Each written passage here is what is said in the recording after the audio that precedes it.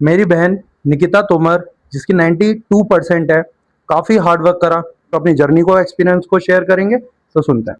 Hello everyone, I am Nikita Tomar from KD Ankit classes and I had scored 92% in my class 10 CBSE board exams 2026. Right now I am a PCM student. मैंने KD अंकित classes को class 10th में join करा था। KD अंकित classes में मेरा experience बहुत अच्छा रहा। स्टार्टिंग में मैंने जो मेरा केडी अंकित क्लासेस में ज्वाइन होने का मेन पर्पस था वो था साइंस मेरा वीक सब्जेक्ट था। टिल क्लास 8 साइंस आसान था, क्योंकि उसमें वही कॉपी के लिखे क्वेश्चंस एग्जाम्स में आ जाते थे। बट 9th क्लास से जैसे बच्चा 9th क्लास में आता है, लेवल अपने आप अपग्रेड होने लगता है, धीरे धीरे करके लेवल बढ़ता है। और साइंस 9th में साइंस मैंने खुद से ही करी थी और उस टाइम पे 9th में सबसे जो मेरा वीक सब्जेक्ट था, मैथमेटिक्स से भी ज़्यादा मैं बोलूँ तो वो साइंस था। मैथ्स मेरी ठीक थी, बहुत ज़्यादा अच्छी भी नहीं बट ठीक थी। केडी अंकित क्लासेस में आने का मेरा मेन पर्पस था कि मुझे अपनी साइंस को स्ट्रॉन्ग करना था। भैया यहाँ पे मैथ्स एंड साइंस दोनों पढ़ाते थे। स्टार्टिंग से ही अप्रैल से ही हम लोगों ने स्टार्ट कर दिया था। हमारे मंथली टारगेट्स होते थे कि हमें इस मंथ में ये चीज़ें कंप्लीट करनी है एंड अप्रैल से लेके सितंबर अक्टूबर तक हमारा ऑल दो सारा सिलेबस हो गया था।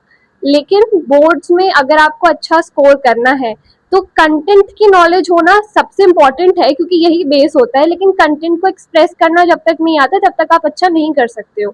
और कंटेंट को एक्सप्रेस हम तभी कर सकते हैं जब हमने अच्छे लेवल के क्वेश्चंस की प्रैक्टिस करी होगी। भैया ने स्टार्टिंग से ही हमसे एक चीज़ बोली थी कि अपनी पूरी जर्नी में हमें 4 चीज़ों को मेंटेन करके चलना है। 4 चीज़ें, सबसे पहला एक तो discipline, consistency, practice, self study और एक और चीज़ हार्ड वर्क। हमने हमारी पूरी जर्नी में ये पांचों चीजें बहुत अच्छी तरीके से करी। भैया हमसे ये कहते थे कि हमें हमारे डेली टारगेट्स बनाने हैं, हमें ये देखना है कि सुबह से लेकर रात तक जो हमारा टारगेट था आज का वो कंप्लीट हुआ है या नहीं हुआ है। हम मतलब अप्रैल से लेके सितंबर अक्टूबर तक तो हम लोगों ने मतलब सिलेबस से ही गो थ्रू करा था। उस टाइम पे क्या था कि यूटी भी होते थे, स्कूल के टेस्ट भी होते थे, प्री बोर्ड एग्जाम्स चल रहे हैं, प्रैक्टिकल्स है, तो उन सारी चीज़ों में हम फंसे रहे थे। लेकिन जैसे ही बोर्ड ने अपनी डेट शीट को रिलीज करा उस टाइम थोड़ा सा एक तो डर भी बना था कि अब बोर्ड आने वाले हैं, ज़्यादा टाइम नहीं बचा। एंड जब जनवरी आई, रियल जो मैं कह सकती हूँ मेहनत मैंने क्लास 10th के लिए करी थी वो मैंने 1 जनवरी से करी थी। और उस टाइम सिर्फ मेरे पास 1.5 मंथ थी, सिर्फ 1.5 महीना था अपने 10th के लिए। और इन 1.5 महीने में मैंने अपना बेस्ट दिया। मैं सुबह 5 बजे उठती थी, रात को 11 बजे सोती थी। कभी कभार तो रात को पढ़ते पढ़ते कितना टाइम हो जाता था हमें पता ही नहीं चलता था, कब सो रहे हैं कब जग रहे कुछ पता ही नहीं होता था, बस पढ़ते जा रहे हैं। केडी अंकित क्लासेस का सबसे जो प्लस पॉइंट है वो ये है कि अगर आपको अच्छा स्कोर करना है तो भैया आपको मैथ्स और साइंस के अलावा भी बाकी सब्जेक्ट्स भी पढ़ाते हैं, लैंग्वेज सब्जेक्ट्स जो होते हैं हिंदी, इंग्लिश, ईटीसी, बिना किसी एक्स्ट्रा फीस के। यहाँ मैं एक्स्ट्रा क्लासेस लेने भी आती थी, किसी की कोई एक्स्ट्रा फीस नहीं होती थी।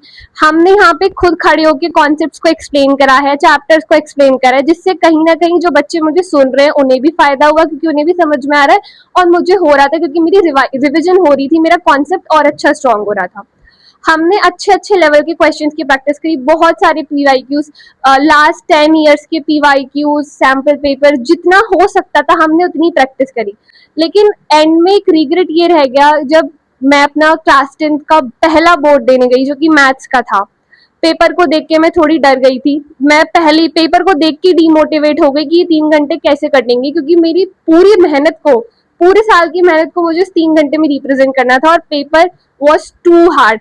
अब तक के जितने भी बोर्ड के एग्जाम्स हुए हैं 20 सालों में सबसे हार्डेस्ट पेपर 2026 में आया था मैथ्स का, और सबसे हार्ड सेट मेरे पास था।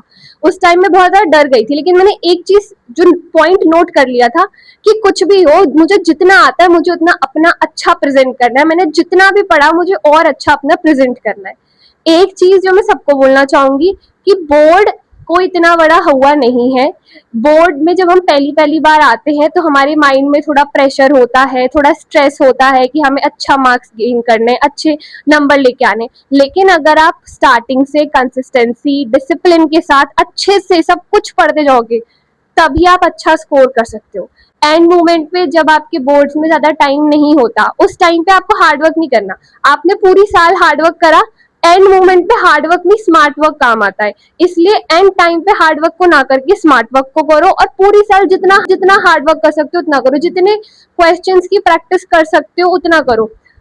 कभी भी प्रैक्टिस बहुत सारे ऐसे बच्चे होते हैं जिन्हें ऐसे लगता है कि मैंने इतनी सारी प्रैक्टिस कर ली, मैं सेटिस्फाइड हूँ। सेटिस्फेक्शन तो लेकर ही मत आना, क्योंकि जब आपको लगता है ना कि सेटिस्फाइड हो जाता है, सेटिस्फेक्शन एक तरीके का नेगेटिव पॉइंट बन जाता है। क्यों? क्योंकि जब हम हो जाते हैं कि हमने इतनी प्रैक्टिस कर ली, इतना सब कुछ कर लिया, फिर हम प्रैक्टिस छोड़ देते हैं। प्रैक्टिस छोड़नी नहीं है, शुरुआत से लेके एंड तक जो मेन चीज जो हमेशा रहती है वो आपके साथ आपकी प्रैक्टिस रहती है। इजी चीजों को बार बार करने से अच्छा है कि नई नई तरीके के कॉन्सेप्ट्स को करो। हार्ड लेवल जितना हार्ड कर सकते हो उतना हार्ड करो।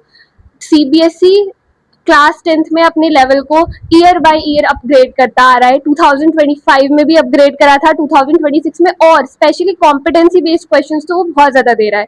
तो जितनी हार्ड से हार्ड बुक कर सकते हो ना उतनी हार्ड बुक करो।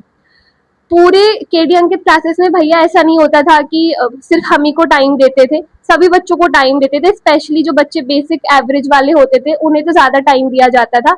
हमें हमारा टारगेट बता दिया जाता था, हमें हमारा वीकली स्लॉट बता दिया जाता था, जिसके थ्रू हम हमारा टारगेट कंप्लीट करते हुए चलते थे। एक प्लस पॉइंट जो मुझे यहाँ से मिला वो ये था कि भैया एक तो बच्चों को जब भी हम थोड़ा डीमोटिवेटेड फील करते थे, डिप्रेस फील करते थे, तो हमें हमेशा मोटिवेट करते थे।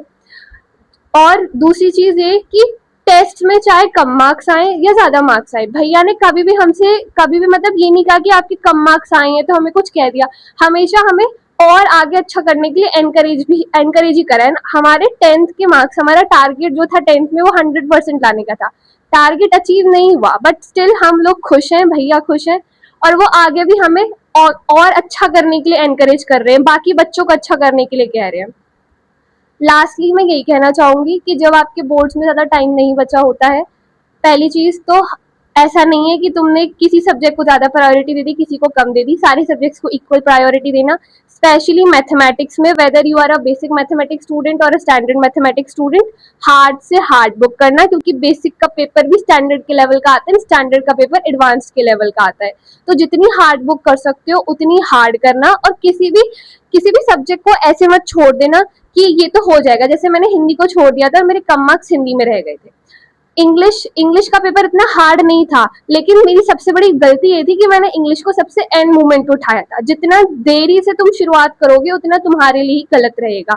इसलिए हर एक सब्जेक्ट को पहले कर लो। जो लास्ट का 1-1.5 महीना जो हमने असली मेहनत करी, तुम शुरुआत से कर दो तो तुम्हारे हमसे भी ज्यादा अच्छे मार्क्स आएंगे।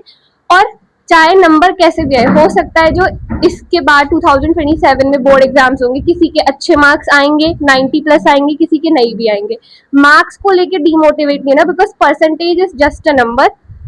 परसेंटेज डिसाइड नहीं करती कि आपका फ्यूचर क्या होता है। 10th की डिग्री सबके पास होती है। परसेंटेज को लेके कभी डिमोटिवेट फील नहीं करना। तुम्हें आगे अपनी जर्नी में क्या करना है वो देखना है कि मुझे आगे अपनी लाइफ में मेडिकल की लाइन में जाना है, इंजीनियरिंग या सिविल सर्विसेज, जिस भी लाइन में तुम्हें जाना है उसके ऊपर ज्यादा ध्यान देना है।